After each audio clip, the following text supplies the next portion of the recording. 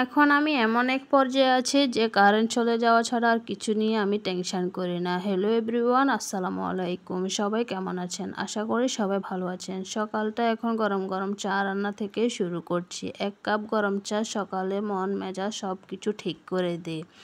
আর এই গরম চাটা খেয়ে এখন মেয়েকে নিয়ে মাদ্রাসার উদ্দেশ্যে রওনা হতে হবে। আর বেশি কিছু ঝামেলা করব না। আর বাইরে আজকে প্রচুর পরিমাণে বৃষ্টি হইতেছে, আর এদিক দিয়ে মেয়ের পরীক্ষাও চলতেছে।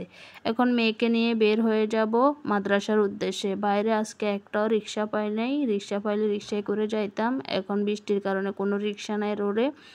এখন হেঁটে হেঁটে আবার মেয়ের পরীক্ষা শেষ করে বাসায় চলে যাচ্ছি। বাসায় এসে মা মেয়ে একটু বেলকুনিতে হাত ভিজাইতেছি আর দুষ্টামি করতেছি। আর এদিক দিয়ে এখন আমার বাসার অবস্থা খারাপ হয়ে রয়েছে।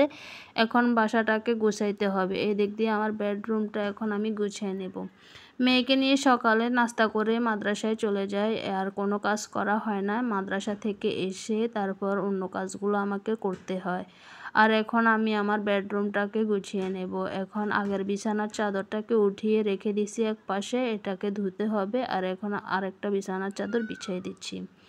আর আমার বিছানাটাও বিছানো হয়ে গেল। আমি এখন বালিশের কভারগুলো লাগিয়ে নিচ্ছি। বালিশের কভারগুলো লাগানো শেষ করে এখন আমি এগুলার জায়গা মতো রেখে দেব। একটা মেয়ের শান্তির জায়গা তার নিজের বেডরুম। এই বেডরুমটা গোছানো থাকলে মনে হয় অনেক শান্তি লাগে মনের মধ্যে। এখন আমি আপনাদেরকে আমার রুমের ফাইনাল লুকটা দেখাচ্ছি। এই দেখুন কেমন হয়েছে আমার রুম গোছানোটা।